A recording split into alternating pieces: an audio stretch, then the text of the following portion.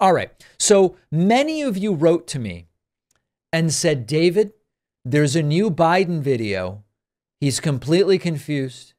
He's disoriented.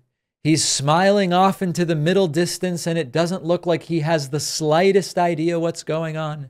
They've got to bring him back and change his diaper and give him a sippy cup because he doesn't know. Okay, so there is a video, a very suspiciously cropped video that was circulated by the New York Post and other right-wing media outlets, which appears to show Biden paying attention to nothing and sort of wandering away.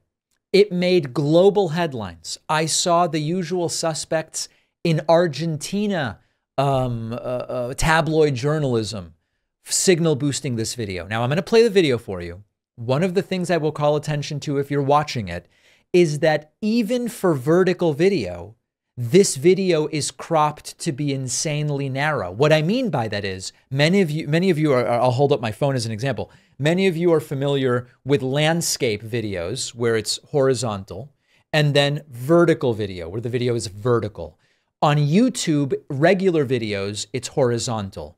YouTube shorts are vertical. TikTok is vertical. Okay.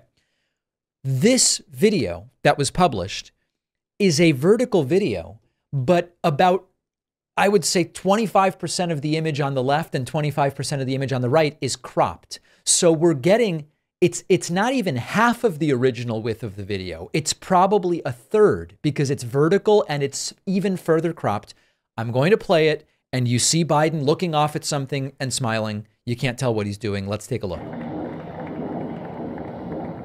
And the headline says Biden appears to wander off at G7 summit and has to be pulled back to a group of world leaders. And you see Biden, he's walking off, and the way it's cropped, it looks like he's talking to no one and it looks confused. And then he's tapped and told, hey, we're going to be doing a picture over here.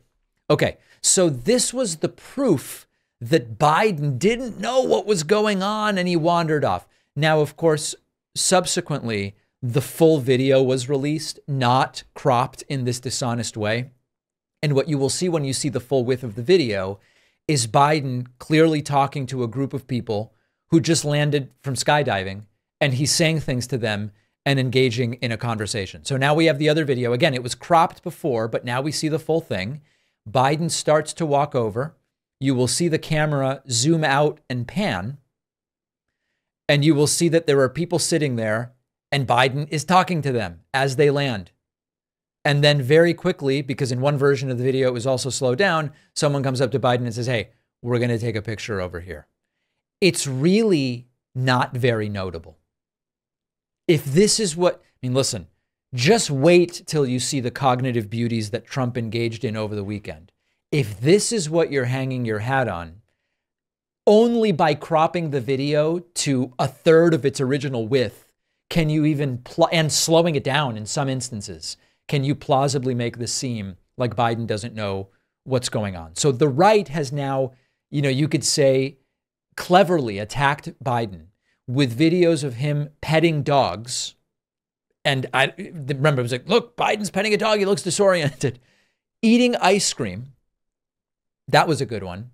Waiting for Jill Biden to get into a car before boarding himself. That one was publicized as Biden froze getting into his car. He was waiting for his wife to get in. And then now apparently being curious about skydiving, which, as we know, one of the first things to go when the mind goes is you just become obsessed with skydiving and talking to skydivers and this sort of thing. So I would encourage them in a sense. And listen, these are only resonating with people who have already bought into this story. And so to the extent that they want to continue being debunked and publishing this stuff, go ahead. It's the New York Post, it's other right-wing media. And meanwhile, you will later see that over the weekend, failed former President Donald Trump, convicted felon, civilly liable rapist Donald Trump, demanded Biden take a cognitive test while forgetting the name of the doctor that supposedly gave Trump a cognitive test. Totally blanked on the name, then subsequently glitched, twitched, and pointed to Mike Pillow in the audience. And they're like, look at this vertically cropped video of Biden. I don't think any swayable voters are being convinced by this. I want to hear from you at info@davidpakman.com. Let's take a quick break, and then we'll be back after this, and the show will continue. In today's insane media landscape, to stay informed and prepare for the show, I turn to trustworthy publications of record like the Washington Post. No one can beat the Washington Post's track record of investigative journalism and speaking truth to power. And now the Washington Post is a sponsor of the David Pakman Show. Did you know the Post offers a cool feature for audio lovers like you? You can actually listen to articles in addition to reading them, so you can tackle your to-do list and catch up on the news at the same time. And if you thought the Washington Post only covered politics, think again. You name it, they cover it. Climate and culture, crosswords and cooking. The Washington Post helps you discover a world of surprising stories, important insights, and actionable advice. It's important to me that this show only be sponsored by a reputable news organization like the Washington Post, and my audience needs to stay informed. You really need a daily newspaper to read online to do that. From May 21st to June 3rd, my audience can subscribe for just 25 cents per week for their first year.